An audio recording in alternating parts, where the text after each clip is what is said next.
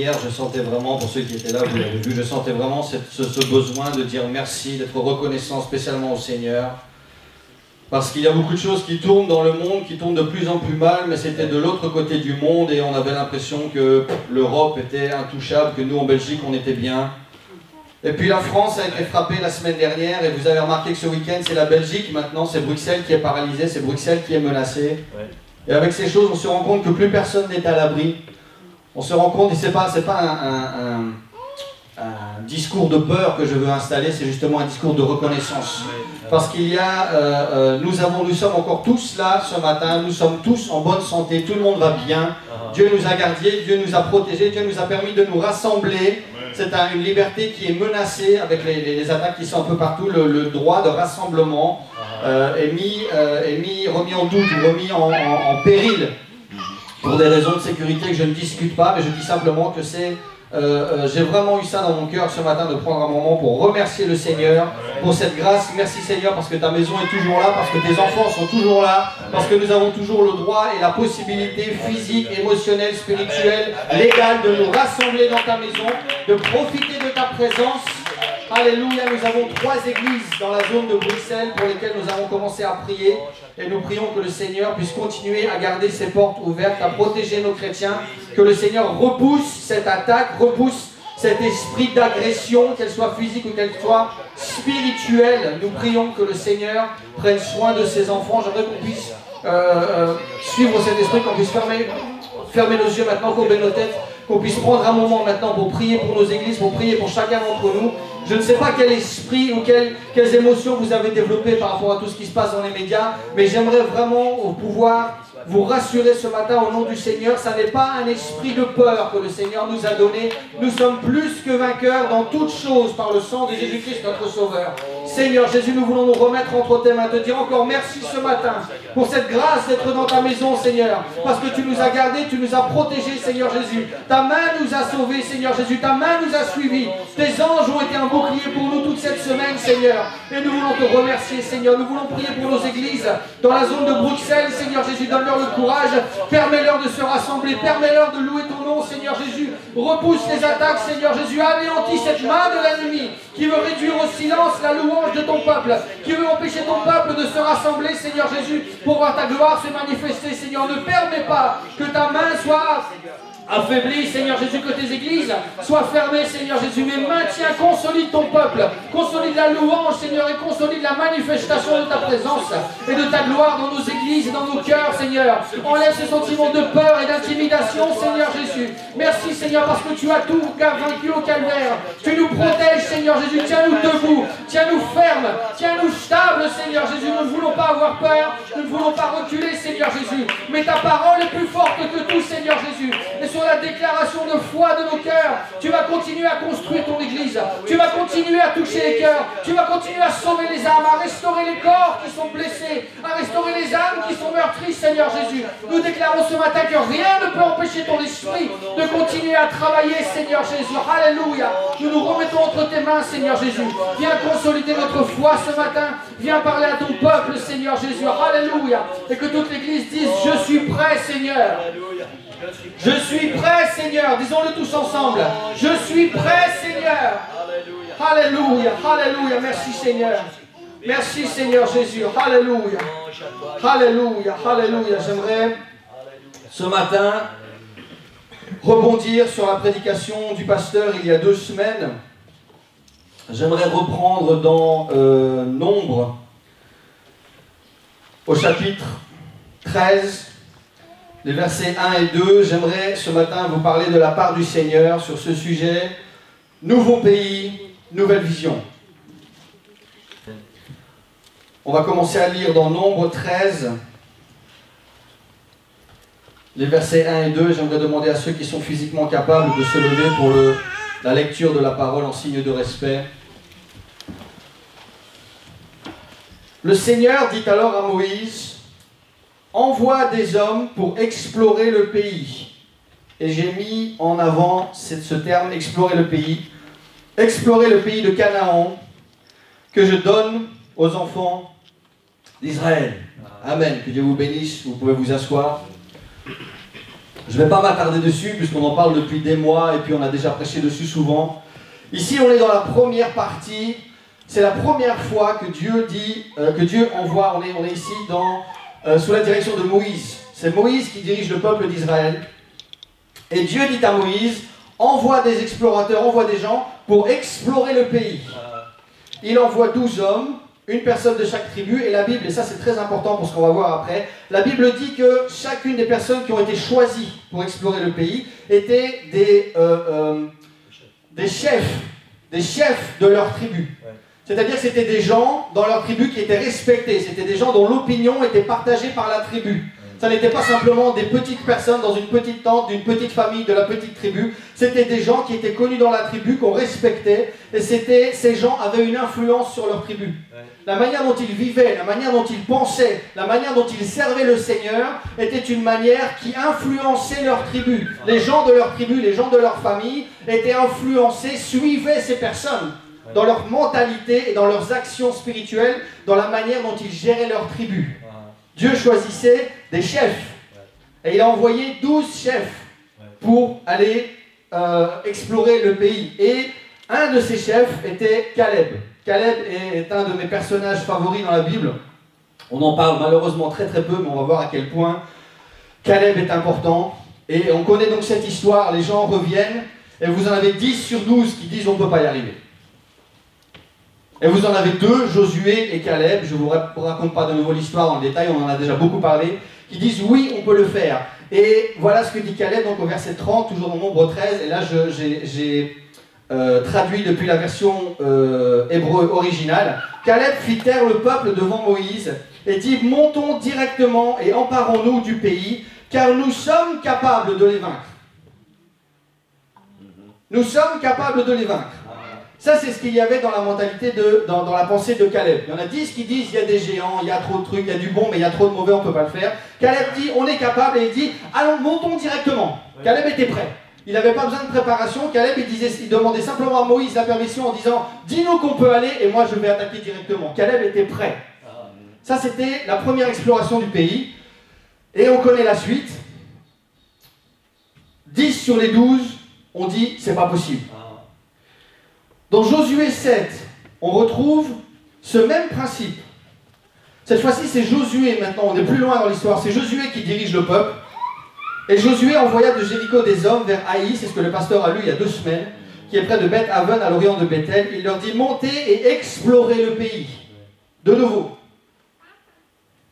On est dans cette même situation, même pays, même ordre. Montez, explorez. Et le retour est complètement différent. Alors qu'on avait avant 10 hommes sur 12, faites les statistiques vous-même, je suis nul en maths, qui disent c'est pas possible. On a maintenant des hommes qui reviennent, qui explorent et qui disent c'est pas la peine de faire marcher tout le peuple, 2 ou 3 000 hommes suffiront pour les battre. Ne fatigue pas tout le peuple car ils sont en petit nombre. Vous voyez la différence de mentalité, la différence de vision. Alors que des années auparavant, il fallait explorer, on revient en disant c'est pas possible. On est maintenant dans un même ordre, on va explorer le pays et on revient en disant tu sais quoi, il n'y a pas de problème, ne fatigue pas tout le peuple à aller se battre, il n'y a pas besoin. C'est bon. Même ordre, même pays, une vision complètement différente. Qu'est-ce qui s'est passé entre les deux? Quelle est la période décisive qui a changé cette vision? C'est la période du désert. Et alors que je préparais cette prédication, que je relisais les textes, j'ai trouvé ça tellement triste lorsqu'on revient dans Nombre, lorsque ces hommes ont dit, voilà, 10 sur 12 ont dit, c'est pas possible. Le Dieu a dit à Moïse, il a dit, maintenant, retournez-vous vers le désert. Et retournez dedans. Et ça, cette pensée m'a vraiment attristé, parce que le peuple d'Israël, la première fois, était vraiment à la limite de ce pays. Il était prêt, il avait la promesse en face. Enfin. Et à cause de leur choix, Dieu leur dit, bon, maintenant, retournez-vous. Faites marche arrière. À cause de votre décision, alors on repart dans le désert. Pendant 40 ans. Et de nouveau, vous connaissez l'histoire. Alors, qu'est-ce qui s'est passé dans ce désert? Il a dû se passer quelque chose, et on connaît principalement les événements qui se sont passés dans le désert. On connaît les raisons pour lesquelles Dieu a renvoyé le peuple dans le désert pendant 40 ans. Et je me suis vraiment arrêté sur cette question. Qu'est-ce qui s'est passé dans le désert pour provoquer un changement de vision tellement radical? Pour qu'on ait avant le désert des gens qui disent non, non, non, c'est la promesse de Dieu, mais je ne peux pas l'obtenir, je ne peux pas le faire, c'est pas possible. Pour arriver après le désert, à des gens qui disent la promesse de Dieu, je peux tellement l'obtenir, j'y crois tellement, que je n'ai même pas besoin de fatiguer le pasteur ou l'église à prier pour ma promesse, ou à prier pour mon problème, ou à prier pour ma vie, parce que j'ai l'assurance et la confiance que Dieu va s'en occuper, que Dieu prend soin de moi, je suis plein d'assurance, et je sais que ça va marcher. Qu'est-ce qui s'est passé dans le désert qui a eu un impact tellement grand pour ces gens? Le désert a servi, entre autres, à aiguiser les 5 sens spirituels du peuple. Il a aiguisé leur ouïe, c'est-à-dire ce qui entre dans les oreilles. Et là, je vais m'attarder sur le désert, parce que c'est vraiment le passage important. C'est la condition pour que nous puissions arriver à changer de vision ce matin. On prêche depuis très très très longtemps, Dieu nous pousse et le pasteur nous pousse à entrer dans ce pays, à prendre possession de nos promesses, à conquérir les villes. Il faut qu'on sache ce matin que cette mentalité de conquérant ne peut pas s'obtenir sans un passage par le désert. Si on voulait parcourir le chemin le plus direct entre l'Égypte, quand Israël est sorti, et Canaan, le chemin le plus direct à travers le désert se faisait entre 15 et 30 jours. 1 mois maximum. Ça, c'est le chemin le plus direct. Et je me suis posé plein de questions pour cette prédication. Je me suis dit, mais pourquoi est-ce que Dieu n'a pas fait ça? Parce que si vous étudiez le chemin du peuple d'Israël, Dieu ne les a pas fait passer directement. Là, je ne parle pas des 40 ans. Hein. Ça, c'était avant. Je parle du moment où le peuple est sorti d'Égypte, est arrivé en Canaan, et après, quand ils sont arrivés devant Canaan, ils ont dit « Ah non, c'est pas possible », et ils ont tourné pendant 40 ans. Mais le premier chemin entre l'Égypte et Israël et Canaan, pourquoi est-ce que Dieu ne les a pas fait passer directement? La réponse est simple, le chemin direct passe à travers la vallée des Philistins. Et le peuple d'Israël, n'oubliez pas, c'est un peuple qui depuis des générations avait été esclave en Égypte, ne savait pas se battre, n'avait aucune formation militaire. Et si Dieu avait dit simplement « Je vais te faire passer par le chemin le plus rapide », ils seraient tous morts aux mains des Philistins. Au lieu de ça, Dieu prend le temps de leur faire faire un chemin qui passe par la montagne, qui passe par certains endroits spécifiques. Je ne vous pas le temps de rentrer dans les détails. Mais même dans cette conduite, dans ce chemin, alors qu'on a l'impression que c'est plus long que prévu, Dieu prend le temps d'expliquer quelque chose. Dieu prend le temps de sauver son peuple. Je ne sais même pas s'ils en étaient conscients. Peut-être qu'ils se sont dit, bah nous on connaît le désert et probablement que là Dieu nous fait faire un détour. Pendant qu'eux étaient en train de râler, Dieu sauvait leur vie. Il y a des choses qui se passent dans ma vie que je ne comprends peut-être pas, mais alors au lieu de râler, au lieu d'avoir cette attitude négative en disant non ça va pas, il faut que je change de vision, il faut que je comprenne que dans ce moment où Dieu me fait faire un détour dans ma vie, c'est peut-être parce qu'il y a un raccourci qui est dangereux pour ma vie spirituelle, qui est dangereux pour mon éducation spirituelle. Dieu me protège, Dieu veut m'apprendre quelque chose. Il y a cette manne. Une des premières choses que Dieu a instaurées dans le désert, c'est le principe de la confiance. J'en avais déjà parlé dans une de mes dernières prédications. Tous les matins, le peuple se levait et dépendait entièrement de la grâce de Dieu. Si Dieu ne pourvoyait pas à la manne le matin, le peuple mourrait de faim. Et c'est une des premières choses que Dieu enseigne à son peuple dans le désert. Fais-moi confiance. Fais-moi confiance, moi je vais pourvoir, moi je vais m'occuper de toi. Parce que tu n'as pas de tactique militaire, tu ne sais pas te battre, tu n'as rien pour te nourrir maintenant. Tu es obligé dans ce désert d'apprendre, entre autres, à dépendre de moi. Et ça n'est pas une mauvaise chose. Personnellement, je préfère faire confiance à Dieu. Même si je ne comprends pas toujours tout, même si j'ai parfois l'impression que ces chemins sont un peu trop longs. Que le détour dans ma vie n'a pas vraiment d'intérêt. Il y a quelque chose que Dieu essaye d'apprendre dans ce désert pour me permettre de changer de vision, pour que je puisse comprendre après, quand je serai rentré dans le pays, et que je saurai là qu'il y avait un camp de Philistins, qu'il y avait une vallée de Philistins. Je dirais merci Seigneur pour ce détour. Merci Seigneur parce que maintenant j'ai compris pourquoi le désert. Pourquoi le désert? Parce qu'il y a des choses dans le désert, et c'est exactement pour ça que Dieu a renvoyé le peuple. Il a dit, je vous renvoie dans le désert, parce que maintenant, il y a des gens qui vont mourir. Il y a des esprits dont je ne veux pas dans mon pays. Il y a une vision qui n'a pas le droit de mettre le pied en Canaan. Et la Bible dit, vous le savez, on en parle beaucoup, que tous ces gens qui ont dit non, non Seigneur, eux et leurs familles sont morts. Tout ce pessimisme, tous ces gens sont morts dans le désert. Pourquoi le désert? Parce qu'il y a des choses dont on doit se débarrasser avant de pouvoir rentrer dans le pays promis. Je vous le disais, le désert sert à aiguiser nos 5 sens spirituels, l'ouïe, c'est-à-dire ceux qui rentrent dans nos oreilles. Avant de pouvoir posséder ce pays, avant de pouvoir être victorieux, avant de pouvoir voir nos vies changer de vision, de voir cet optimisme spirituel, cette puissance, cette autorité spirituelle grandir en nous. Il faut d'abord qu'on se pose des questions sur notre environnement, sur les choses qui constituent notre vie. Qu'est-ce qui rentre dans mes oreilles à longueur de journée, à longueur de semaine? Qui sont les gens qui influencent mon opinion? Quelles sont les musiques qui influencent mes émotions? Qui sont les gens qui ont le droit de parler dans ma vie et qui l'influencent? Qu'est-ce qui rentre dans mes oreilles? Le désert sert à aiguiser votre toucher, c'est-à-dire l'impact que vous avez sur les autres. Quelle est l'image que les gens ont de moi? Est-ce que mes collègues apprécient ma présence parce qu'ils sentent que je peux les aider, que je peux leur offrir une épaule, une oreille? Ou est-ce que je suis quelqu'un qui est connu pour des blagues salaces? Quelqu'un qui râle, quelqu'un qui triche, quelqu'un qui vole, quelqu'un qui fait son travail à moitié? Comment est-ce que je touche les gens? Le désert sert à se demander où en est mon odorat, l'odeur de ma vie devant Dieu. Et là, je vous renvoie à l'enseignement sur le tabernacle, à ce que j'apporte dans ma relation avec le Seigneur, à ce que j'apporte dans les réunions, à ce que je dépose sur l'autel des sacrifices. Lorsque je fais une prière au Seigneur, est-ce que l'odeur plaît au Seigneur? Est-ce que je dis au Seigneur, prends mon cœur, prends ma vie, comme on le chante? Est-ce que le Seigneur y prend plaisir? Ou est-ce qu'il me dit, toi tu fais demi-tour et tu retournes dans le désert? Parce que cette odeur ne me plaît pas. Le désert sert à aiguiser notre goût spirituel. La manne, la parole de Dieu.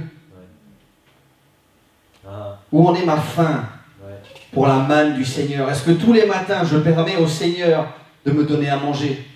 Est-ce que j'apprends? Est-ce que je laisse le Seigneur m'apprendre? D'après certains chiffres que j'ai vus, le parcours a pris, donc depuis l'Égypte jusqu'à Canaan, a pris plus ou moins 40 mois. 3 ans et demi à peu près. Et je me suis dit, mais tiens Seigneur, 40 mois, à tes yeux c'est suffisant pour que j'apprenne à te faire confiance à 100%. Ça fait plus de 40 mois que je connais le Seigneur, un petit peu plus de 40 mois. Et là, je m'interroge, il y a cette question, Seigneur, tiens, est-ce que la leçon est complètement apprise depuis tellement longtemps? Ou est-ce qu'il y a toujours ces moments où pour les petits problèmes, je sais que Dieu va prendre soin, il me manque 50 € à la fin du mois, Dieu va s'occuper.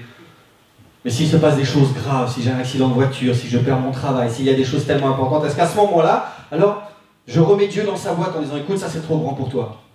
Et finalement, après 40 mois spirituels, après toute cette expérience vécue avec le Seigneur, je me rends compte que dans le désert, il n'a toujours pas pris tout le contrôle. Je n'ai pas compris toujours toutes les leçons. Et finalement, dans le désert, j'aiguise ma vue. Et c'est de ça qu'on parle ce matin, ma vision des choses, ma conception des choses. Et c'est très basique, c'est très simple. La vision, c'est optimiste, c'est positif ou négatif. Optimiste ou pessimiste. Vous voyez les choses, le verre, il est à moitié plein ou à moitié vide. Et ça, ce n'est pas une question de métaphysique, de science, de ce que vous voulez. Vous regardez le verre et vous décidez. Je décide que ma vie est bénie. Je décide que je suis positif. Je décide que je suis un enfant de Dieu. Ou bien c'est comme le pasteur l'a dit, c'est encore un problème, encore quelque chose, encore quelque chose. Et j'ai une mauvaise nouvelle pour vous, le Seigneur n'a jamais promis une vie sans problème.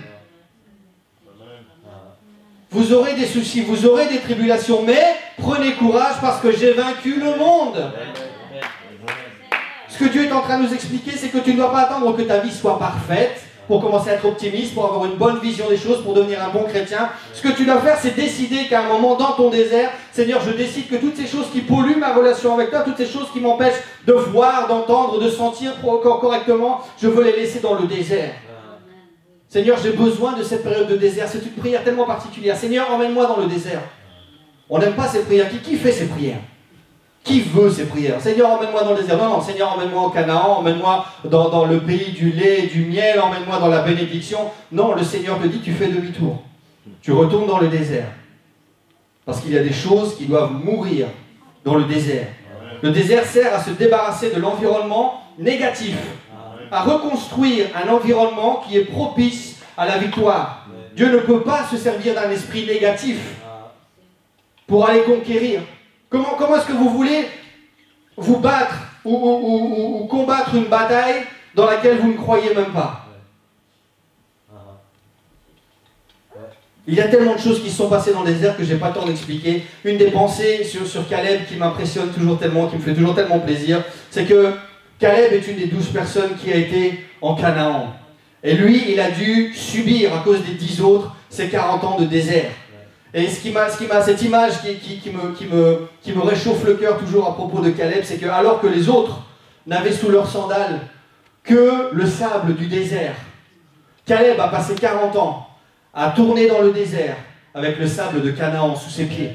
Il était dans le désert, mais il avait autre chose sous ses pieds, il avait autre chose dans sa tête. Pendant 40 ans, il tournait avec cette idée de Canaan, avec ces grappes qu'il avait vues, avec ces géants qu'il avait vus, toutes ces images qu'il avait collectées pendant 40 jours lorsqu'ils ont été explorer le pays. Et alors que les autres étaient dans le désert en train de galérer, en train de mourir au fur et à mesure, Caleb, lui, était au même endroit avec les mêmes gens. Mais dans sa tête, il y avait quelque chose de tellement différent. Il attendait simplement en disant, tous les matins, il se levait, il prenait la manne, il disait, Seigneur, est-ce que c'est aujourd'hui qu'on retourne à Canaan? Est-ce que c'est aujourd'hui que je vais enfin accomplir cette promesse? Est-ce que c'est aujourd'hui que je vais pouvoir me battre, Seigneur Jésus? Le même homme, avec les mêmes gens, dans les mêmes circonstances, mais un esprit tellement différent. Un esprit complètement différent, une vision totalement différente. Il était prêt. Le désert n'est pas un lieu de possession. Ce n'est pas un lieu où on est censé s'installer et se développer. C'est un lieu de préparation. Et là, je reviens sur une des prédications du pasteur qui m'avait tellement marqué lorsqu'il a dit que le désert est et sera toujours un endroit de mort. J'ai réfléchi tellement loin sur cette pensée. La bénédiction dans le désert n'est pas un signe d'approbation de Dieu. C'est juste la providence nécessaire pour terminer la marche jusqu'au pays promis. On est dans le désert. Et on pense que parce que Dieu donne la manne, que parce que Dieu pourvoit à nos besoins dans le désert, alors on pense que c'est la volonté de Dieu, que lui valide le fait qu'on soit dans le désert. C'est pas ça du tout. Le Seigneur, lui, a instauré la manne. Simplement parce qu'il a dit, le temps que tu traverses, tu as besoin de manger quelque chose. Mais je ne veux pas que tu te développes là. Le temple n'a pas été construit dans le désert. Le temple a été construit en Canaan. Il y avait cette habitation mobile, il y avait le tabernacle mobile dans le désert, cette habitation temporaire. Parce que le Seigneur fournit temporairement dans le désert ce dont tu as besoin, mais pas pour que tu t'y installes, pas pour que tu y demeures en disant bah, si le Seigneur me bénit alors je reste là. Le désert c'est un lieu de mort, c'est un lieu de préparation, mais ça n'est pas un lieu de victoire. Parce que dans le désert, les Philistins, les vallées, les combats qui sont dans le désert, tu n'es pas encore équipé pour les vaincre. Le désert est un lieu de mort. Nous devons nous servir du désert pour y abandonner tout ce qui n'a pas sa place dans la promesse de Dieu.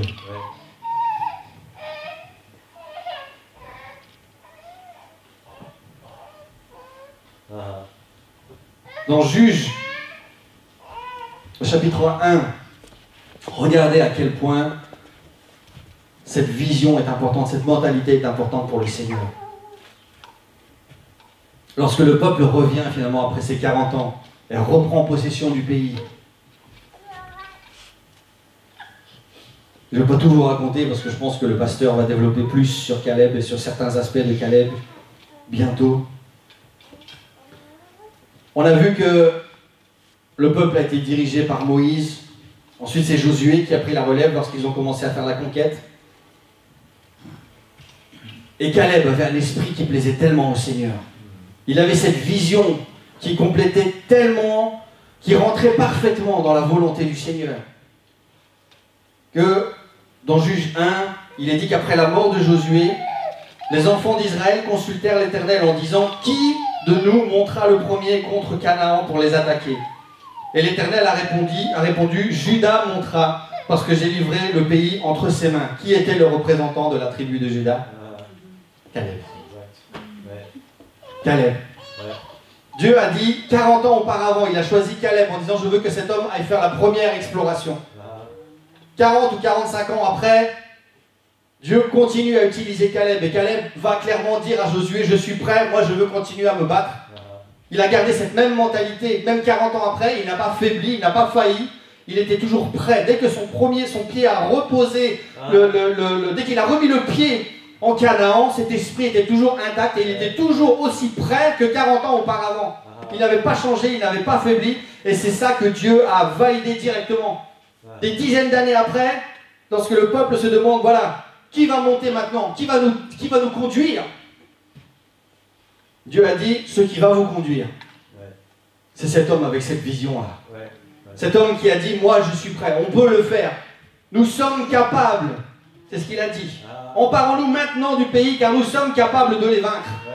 C'est cette mentalité-là que Dieu a utilisée, c'est cette tribu, c'est cet homme-là que Dieu a mis en avant en disant, voilà, c'est avec cette vision des choses que vous atteindrez le pays. Et avec cette vision seulement. Plus tard, lorsque vous étudiez l'histoire des juges, on sait très bien que le peuple d'Israël, c'était un peuple qui 5 minutes adorait Dieu et 5 minutes se rebellait contre Dieu.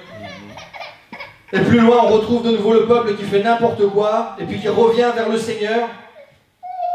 Dans Juge 3, les enfants d'Israël crièrent à l'Éternel et l'Éternel leur suscita un libérateur qui les délivra. Ce libérateur était Othniel, fils de Kénaz, frère cadet de qui? Caleb. Lorsque Caleb est mort, Dieu a pris son frère. Pourquoi? Parce que, comme je vous le disais, des années auparavant, pendant sa vie, Caleb a passé une vie en tant que chef de tribu à construire la vision dans sa tribu. Ces pensées qu'il avait, ces émotions qu'il animait, cet esprit qui était à l'intérieur de lui et dont Dieu parle souvent. Il parle de l'esprit différent qui était animé par Caleb. Cet esprit, il l'a insufflé à sa tribu. Et le résultat, c'est que même lorsque lui n'était plus là, son frère a pris la relève. Il avait le même esprit, il avait la même volonté. Et il plaisait tout autant au Seigneur que son frère Caleb. Et le Seigneur a dit, même si Caleb n'est plus là, maintenant je vous envoie son frère. Je vous envoie la même vision. Je vous envoie le même esprit. Je vous envoie la même mentalité de conquérant. Oui, c'est possible. Oui, on peut le faire. Oui, on va y arriver. Et peu importe les géants, peu importe les montagnes, peu importe les villes fortifiées, si Dieu est pour moi, personne ne peut être contre moi. Je suis la tête, je ne suis pas la queue. Et je pourrais passer des heures à vous ressasser toutes ces promesses bibliques. Mais il y a un moment pour les entendre. Et il y a un moment pour se les approprier. Et c'est un des fléaux tellement graves dans nos églises. Nous connaissons les choses, mais nous ne comprenons pas les choses. Il y a les promesses que Dieu lance qui flottent au-dessus de nos têtes, au-dessus des églises, au-dessus de son peuple. Et il y a tellement peu de gens qui lèvent les mains pour s'approprier ces promesses. Seigneur Jésus, je veux cette promesse. Oui, je crois en toi. Ce n'est pas une prière, ce n'est pas une question. C'est une affirmation. C'est une déclaration. Je crois. C'est ce que Caleb disait, oui, on peut le faire. C'est ce que ces hommes, lors de la deuxième exploration du pays, disaient, oui, on peut le faire, et c'est même pas la peine de rameuter tout le monde. Les doigts dans le nez. Ça, c'est cette confiance qu'ils ont développée. Comment? En se débarrassant de toutes ces choses dans le désert. Tout ce pessimisme, cet état d'esprit, cet environnement, c'est quelque chose qui m'a beaucoup travaillé toute cette semaine. J'ai prié beaucoup là-dessus jeudi soir.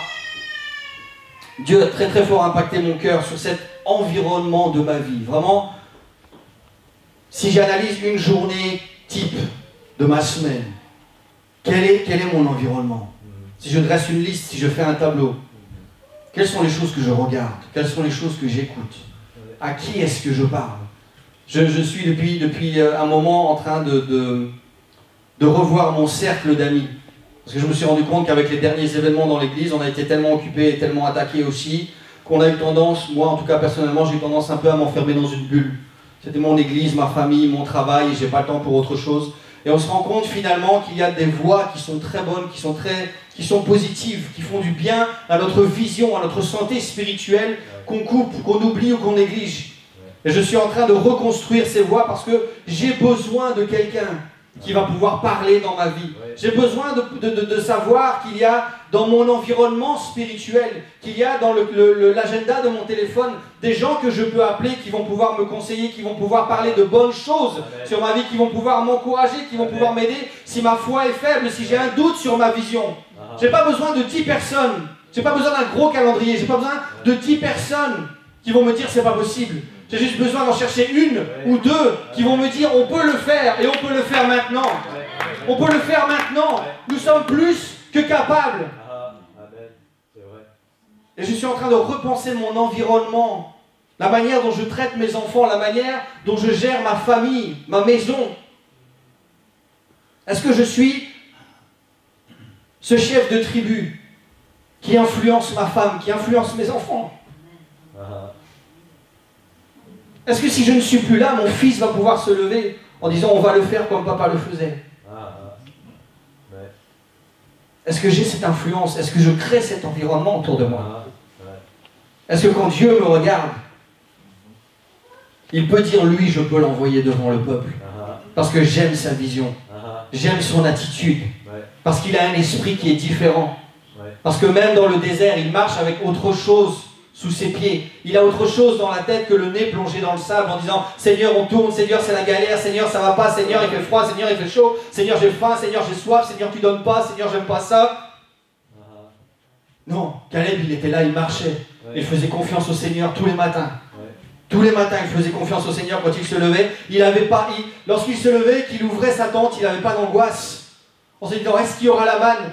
Il n'avait pas encore ouvert sa tente, il disait déjà merci Seigneur pour le repas. Il ouvrait sa tente, il allait chercher la manne, il rentrait à la maison. Il avait cette confiance, cette assurance. Un homme sur 10, et ça c'est une leçon importante de la part de Dieu qui nous rappelle qu'il n'a pas besoin d'une majorité. Que la voix de la majorité est parfois dangereuse. Qu'il cherche un homme. Et c'est ce qu'il répète ailleurs, c'est ce passage que j'aime tellement. Un homme qui va se tenir à la brèche. Un homme qui va dire, moi je veux combler ce trou. Moi maintenant je veux arrêter de laisser passer tous ces négativismes, tous ces gens qui disent que l'église ne va pas bien, tous ces gens qui disent que le pasteur n'est pas un bon pasteur, tous ces gens qui parlent contre mon église, contre mon environnement, contre mon pays, contre ma vision. Je veux un homme, c'est ce que Dieu dit, qui va se tenir à la brèche et qui va dire, non, on peut le faire maintenant. On est capable de fermer cette brèche, on est capable de reconstruire ce mur, on est capable de repousser la bataille, on est capable de prendre ce pays. Un homme. Une femme. C'est tout ce que Dieu cherche. C'est tout ce dont Dieu a besoin. La tribu de Juda qui a sorti Caleb, qui a sorti son frère, qui a sorti devinez qui. Alléluia. Dans Matthieu 1, vous avez la généalogie. On parle d'Abraham. Abraham engendra Isaac, qui engendra Jacob, qui engendra Juda et ses frères, qui engendra Tamar, Pharès et Zara. Et puis on passe, on arrive à la fin. Éliud engendra Éléazar, Mathan, Jacob, et puis Joseph, l'époux de Marie, de laquelle est né qui? Jésus-Christ. Jésus-Christ. Issu de qui? Issu d'une descendance, d'une généalogie de gens positifs. Et là, je ne suis pas en train de vous faire un speech rhétorique ou de vous parler, de vous dire, il y a ce site sur Facebook qui m'énerve tellement, qui s'appelle « La solution est en vous ». Je ne suis absolument pas d'accord. La solution, elle est en Jésus-Christ. Oui, amen. La solution, il y a des bonnes choses qui sortent de ce site et il y a des bonnes pensées que parfois je partage.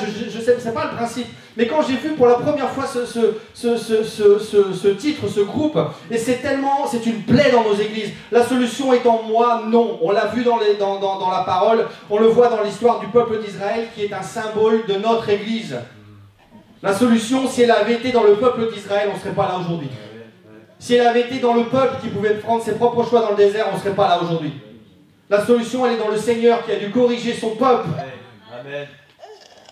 Semaine après semaine, année après année, pendant 40 ans. Et même quand ils sont rentrés dans le pays, même quand ils ont accompli leurs promesses, ils ont continué à se rebeller. Ouais. Étudiez les juges, il y a un roi sur deux ou un juge sur deux qui était bon. Il y en a un qui rétablissait les autels de Dieu.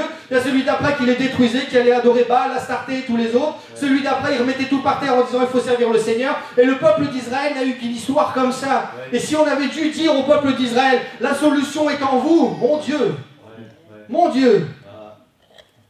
La solution, elle est en Jésus-Christ, qui lui descend d'homme, qui l'a façonné avec une vision positive, une vision agressive. Pas quelqu'un qui est venu, qui a fait son rapport, qui est rentré dans sa tribu en disant « Ouais, si on voulait, on pourrait le faire. J'ai une opinion, moi j'y crois. » Une opinion, ça ne change absolument rien. J'ai mis sur Facebook cette semaine « Impossible ». Ça n'est pas un fait, c'est une opinion. Il y a ce proverbe qui disait, des gens qui ont accompli des grandes choses, et on leur a demandé, mais pourquoi est-ce que vous avez accompli ces grandes choses? Et un homme a répondu, bah, personne ne nous a dit que c'était impossible, alors on l'a fait. On ne savait pas que c'était impossible. Tout le monde disait, ah, on peut pas, on peut pas, on peut pas. Mais nous, on ne nous l'a pas dit, alors on a essayé et on l'a fait. Impossible, ça n'est pas un fait. Ça n'est pas quelque chose d'établi. Est-ce que vous prenez impossible, vous le mettez dans ce verre? À moitié plein ou à moitié vide? Impossible, vrai ou pas vrai? Ça, c'est le défi du monde envers l'Église. Impossible, vrai ou pas vrai? On ne peut plus sauver les gens aujourd'hui. Vrai ou pas vrai? Dieu ne baptise plus de son esprit aujourd'hui. Vrai ou pas vrai? Le monde ne veut plus entendre parler de Dieu. Vrai ou pas vrai? Le monde rejette la Bible. Vrai ou pas vrai? Ça n'est pas un fait, c'est une question, c'est un défi que l'enfer lance à l'Église. Et moi, je suis là ce matin au nom du Seigneur pour déclarer pas vrai. Pas vrai. Au nom du Seigneur Jésus, moi j'y crois. Et ça n'est pas simplement une opinion, c'est une déclaration. Et cette déclaration provoque en moi une réaction. Et moi j'ai envie d'y aller, et j'ai envie d'y aller tout de suite. J'ai pas envie d'un débat. Oh, moi je crois que, moi je crois pas que, moi je crois pas que. C'est ce que notre frère Nasser nous a rappelé il n'y a pas tellement longtemps. Vous prenez un mort, vous le ressuscitez. Vous prenez un boiteux, vous lui enlevez ses cannes. Et vous mettez ça devant le nez des gens qui disent pas possible. Et vous leur demandez comment toi tu expliques ça maintenant. Dans le Nouveau Testament, c'est ça qui s'est passé. Dieu accompagnait sa parole par les signes, les miracles et les prodiges. L'église, la nouvelle église, la première église n'était pas une église théorique. N'était pas une église qui débattait sur les enseignements. Oh, mais Jésus a dit que, et nous la tradition dit que. On entendait quelque chose et on voyait les gens répondre à cet appel, répondre à ce message, les vies transformées. Et face à cette puissance-là, face à ce témoignage-là, on ne peut pas négocier. Il y a plus, c'est plus du débat. Oui, mais bon, il est ressuscité, mais ben non. La puissance du Seigneur en action après cette déclaration, après cette assurance.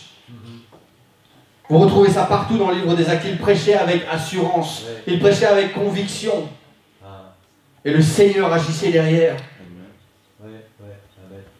Le Seigneur Jésus-Christ. C'est tellement incroyable, issu d'une généalogie de conquérants, d'une généalogie de gens qui pensaient autrement.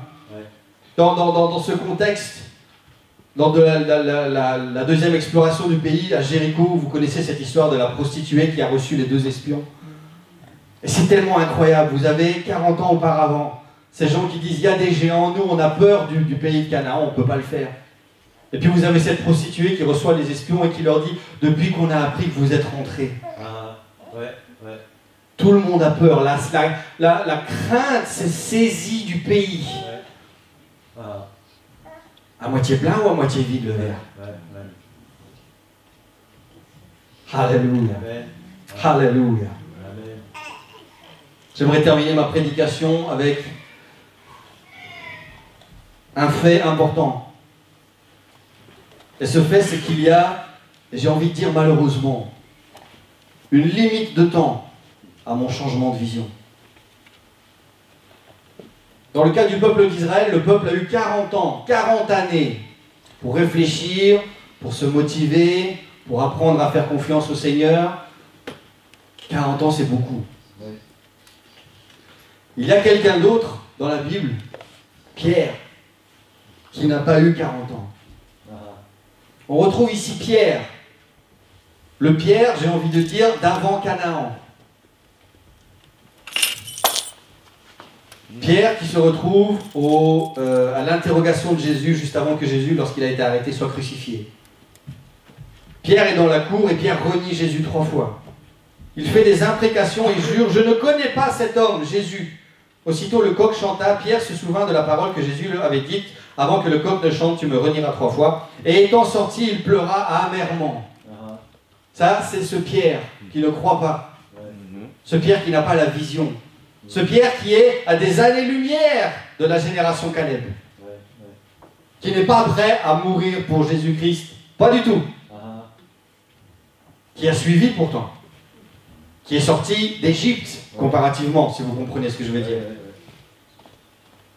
Et qui se retrouve une première fois devant Canaan, qui se retrouve une première fois face à ce choix. Visionnaire ou pas visionnaire. Positif ou négatif. On retrouve Pierre qui retourne dans le désert. Pierre qui dit non, je ne connais pas Jésus. Je n'accepte pas cette situation. Et il a fallu combien de temps avant qu'on retrouve ce même Pierre qui dit ceci. Repentez-vous et que chacun de vous soit baptisé au nom de Jésus-Christ pour le pardon de vos péchés et vous recevrez le don du Saint-Esprit. Acte 2, 38. C'est le jour de la Pentecôte, à peu près 50 jours après. 50 jours. 50 jours. On ne parle pas de 40 ans là. Et je ne vous dis pas, je ne suis pas en train de vous dire que Pierre a été plus efficace que le peuple d'Israël. Je ne suis pas en train de vous dire que lui a fait le calcul plus vite et qu'il a changé beaucoup plus rapidement. Je vous dis simplement qu'à partir du moment où Dieu a dit à Pierre, que Jésus a dit à Pierre, tu es Pierre et sur cette pierre je bâtirai mon église et je te donne les clés de l'église, à partir de ce moment-là, Jésus a mis une horloge en marche, un compte à rebours en marche dans la vie de Pierre. Et Pierre ne s'en est pas rendu compte. Et Pierre a continué à suivre Jésus pendant le reste de son disciplinat. Je ne sais pas comment on dit, de sa vie de disciple. Et à ce moment-là, lorsque Pierre renie Jésus, là il se rend compte du compte à rebours. Là il se rend compte, voilà, maintenant je dois faire un choix. Et à partir du moment où lui s'en rend compte, il ne lui reste que 50 jours pour se décider. Parce que le jour de la Pentecôte va venir, le plan de Dieu va s'accomplir. La question c'est, est-ce que Pierre va décider de sortir du désert et revenir en Canaan avec cette nouvelle vision en disant maintenant on peut le faire et on va le faire tout de suite? Ou est-ce qu'il va continuer à dire bon, c'est pas possible, trouve quelqu'un d'autre? Pierre n'a pas eu 40 ans pour décider. Il a eu 50 jours. Amen. Un temps très très court. 50 jours, c'est à peu près ce qui nous sépare du 1er janvier. Alors imaginez une personne, mon épouse, une femme très mauvaise, que personne n'aime dans cette église. Une femme qui ne dit jamais du bien, qui est toujours en colère, toujours énervée, qui n'a jamais une bonne parole, jamais un sourire. Très mauvaise femme au foyer. Ça, c'est la Cindy d'aujourd'hui. Et on ne sait pas ce qui se passe. Le 1er janvier, dans 50 jours, vous voyez Cindy qui revient à l'église, et là vous avez Cindy qui sourit, vous avez Cindy qui danse, qui chante, qui loue le Seigneur, qui me fait plein de bisous, même en public, qui est une mère modèle, qui est une femme exemplaire. Et tout le monde se dit, mais qu'est-ce qui s'est passé? Ça fait que 50 jours, elle n'a pas eu le temps de faire l'école de la vie, et pendant 3 ans ou 5 ans d'avoir un master ou un baccalauréat en éducation spirituelle. Qu'est-ce qui s'est passé? C'est à la maison, dans sa vie, Dieu a lancé un chrono, Dieu a lancé un appel, Dieu a lancé une vision. Et à un moment ou à un autre, il faut qu'on réponde. J'espère que Dieu nous laisse plus de 50 jours spirituels pour qu'on puisse se décider. J'espère que Dieu ne nous mette pas au pied du mur en disant j'ai lancé quelque chose et maintenant tu n'as pas le choix. Je ne vais pas attendre que toi tu sois prêt pour lancer mon plan, pour préparer mon peuple. J'espère que Dieu ne nous fait pas ça. Mais si c'est le cas, ou si c'était le cas, si aujourd'hui ou demain, Dieu lançait le chronomètre. Et j'aimerais rappeler à cette église que le chronomètre du monde, lui, touche à sa fin. Si le chronomètre personnel de notre vie n'a pas encore été lancé par le Seigneur, il y a un chronomètre qui tourne dans le monde, qui tourne de plus en plus vite, et qui va se terminer très très bientôt.